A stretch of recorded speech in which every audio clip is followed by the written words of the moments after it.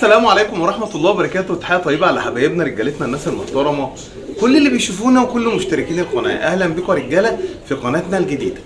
دي قناتنا الجديدة على اليوتيوب، وده أول قناة أول فيديو ليا على اليوتيوب. زي ما وعدتكم على الفيسبوك بوفي طبعا بوعدي. بتمنى من أي حد بيشوفني أي حد بيشاهدني يشترك في القناة ويفعل زر الجرس عشان يفوق القناة ديت بسرعة جدا. اللي متابعني من زمان وعارفني يعرف ان احنا كان لنا قناه بسم الله ما شاء الله على اليوتيوب كبيره تتخطى ال 100,000 مشترك. كانت قفلت انتهاك سياسات وحاولنا مع اليوتيوب ان احنا نفتحها تاني والناس دماغها متربسه. ما علينا، بدأنا من اول وجديد ولعله خير معانا ومعاكم ان شاء الله رجاله. النهارده في اول حلقاتنا وهنتكلم عن المسائل الاوتوماتيك والمسائل العاديه، والحلقات ان شاء الله رجاله يوميا. وحدث ولا حرج بقى، من امراض لمشاكل لفرخ لنش لزغاليل لتربيه زغاليل لتشبيب زغاليل لتنظيف مكان، لكل ما يخص الحمام صغيره وكبيره، تخص مبتدئ وتخص محترف. ان شاء الله رجاله يوميا معانا حلقه على اليوتيوب، تمام؟ زي ما احنا موجودين على الفيسبوك، بس دي هتبقى حلقات تانية. يعني انت لازم حضرتك باذن الله تشترك معانا علشان ان شاء الله هتستفيد، يعني هتستفيد. يلا بينا رجاله عشان ما نضيعش وقت اي حد. اشتركت ولا لسه في القناه؟ حبايبي رجاله، هنسمي الله وهنتكلم النهارده في اول موضوع لينا على القناه الجديده، وهي المسائل الاوتوماتيك ولا المسائل الفخار، وانهي يكسب، رب الفخار ولا رب الاوتوماتيك؟ وهل الناس اللي بتقول المسائل الاوتوماتيك دايما فيها مشاكل وفيها امراض كتير وبتموت لي الحمام، ده كلام مظبوط ولا ده مش كلام مظبوط؟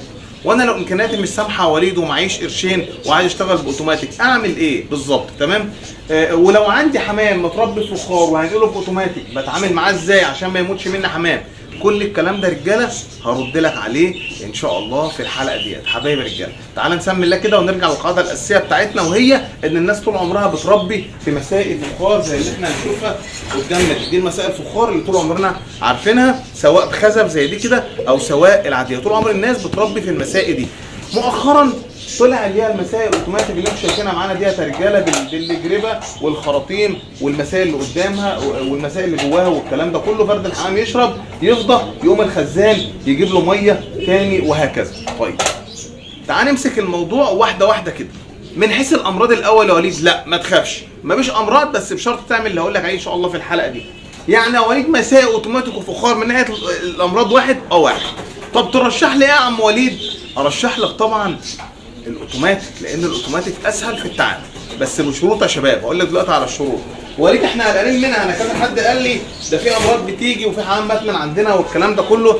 يا شباب اللهم لك الحمد، اللهم لك الحمد، احنا شغالين بقالنا 8 سنين حاليا دلوقتي بالمسائل الاوتوماتيك. طب والدنيا فيها يا وليد؟ الحمد لله زي الفل، مفيش اي مشاكل خالص والله، بس بشرط انا المسألة الاوتوماتيك ديت بنضفها مرتين في الاسبوع يا شباب. يعني المسألة ديت انا اقرب منها كده، بسم الله الرحمن الرحيم، بنضفها مرتين في الاسبوع. بمسكها كده بحته سفنجه ولا حته خيشه ولا حته قماشه، واقوم مسحها كويس جدا من بره، وبقوم برضه مطوقها من بره اهي يا عم الجراب، وببص بس بتاكد اهوت جواها ميه خلاص، يبقى الميه واصله من الخزان من اول عين من هناك. ده الكلام ده لو سامح معايا اوتوماتيك. طيب يبقى امراض؟ مفيش امراض، زيرو امراض.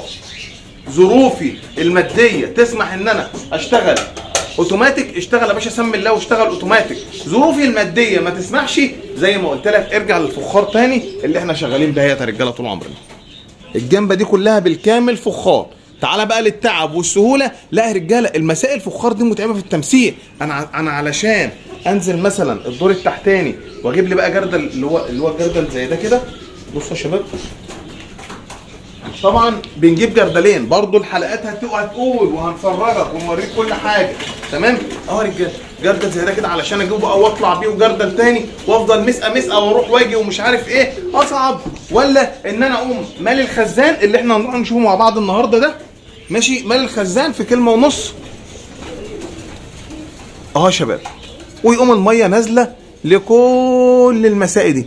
طيب انا وليد دلوقتي نفسي والله، يعني انت شجعتني بصراحه للمسائل الاوتوماتيك، انا نفسي، بس انا بصراحه كده من الاخر يعني الدنيا على قد كده والدنيا مزنقه ومعيش فلوس ان انا احولها اوتوماتيك. وهو مين طلب منك انك تقلب الدنيا كلها اوتوماتيك مره واحده؟ يعني احنا كنا في يوم من الايام بنمسق مثلا من 150 ل 200 مسقه يوميا مسقه فخار. دلوقتي اللهم لك الحمد كل من مسقه 50 مسقه او 40 مسقه فخار، والباقي كله بفضل الله اتقلب اوتوماتيك تدريجيا واحده واحده. انا الشهر ده قلبت 10، الشهر الجاي قلبت كمان 5، الشهر الجاي قلبت 20. وليد هو ده ينفع يا جماعه؟ الجنب قدامكم ايه؟ اخر مسا اوتوماتيك عند الدكر السكروته اللي بنشبكه ده.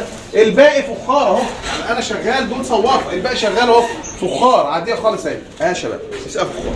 بس برضه انا عندي قاعده اساسيه في فخار اوتوماتيك وهي النظافه يا شباب. بص الميه، بص الميه تنزل عامله ازاي، بص الميه، بص الميه اهي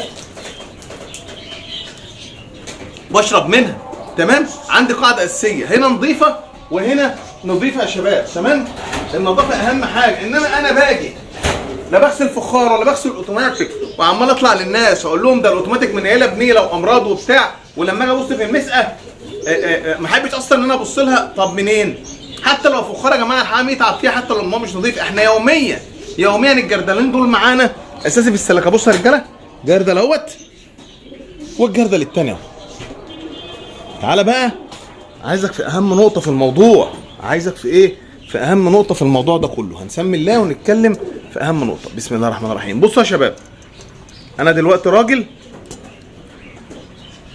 هبدا مثلا انقل اوتوماتيك، مش هنقل فخار بقى، يعني على الطبيعه كده. الجوز دول شغالين فخار هم وبيشربوا فخار. الجوز دول شغالين اوتوماتيك. انا هقلب الجوز دول دلوقتي اوتوماتيك.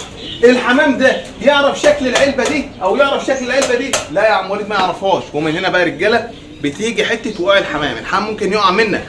علشان كده احنا دايما بنعمل ايه؟ احنا المسائل ديت يا رجاله اليومين دول احنا قلبينهم جديد. شوفوا يا رجاله، مسقه اوتوماتيك اهي لجوز الصوافه دول، ومسقه فخار اهي مليانه ميه اهي.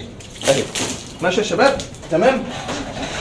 عشان الحمام اللي مش عارف يعني ايه اوتوماتيك يشرب من المسقه الفخار لحد ما يتعود او لحد ما يعرف المسقه الاوتوماتيك. بعد كده انا بشيل من قدامه الفخار. طبعا يا رجاله يعني بكلمكم واحنا في نص شهر 7 الجو موت. حبايبي رجاله، يعني يا رب اكون قدرت اوصل لك المعلومه الكامله عن المسائل الفخار والاوتوماتيك. خلاصه امكانياتك تسمح شغل فخار لان تعب ومجهود التمثيل، واي حد بيشوفني يقول لي اه والله ليه احنا بنتكسح. تمام؟ امكانياتك مش سامحه اشتغل فخار لحد ما ربنا يكرمك واقلب سنه بسنه اوتوماتيك. هترتاح وهتتبسط من تربيه الحمام وهتستمتع مع الحمام. غسيل المسائل اوتوماتيك وغسيل الفخار والتمثيل والكلام ده كله ان شاء الله في حلقه ثانيه. انتظروني في الحلقات. لو انت وصلت معايا للدقيقه ديت ما تنسانيش طبعا بالاشتراك وتفعيل زر الجرس علشان يوصلك كل حاجه جديده احنا بنقدمها. كان معكم يا شباب اخوكم وليد عبد الرحمن، والسلام عليكم ورحمه الله وبركاته.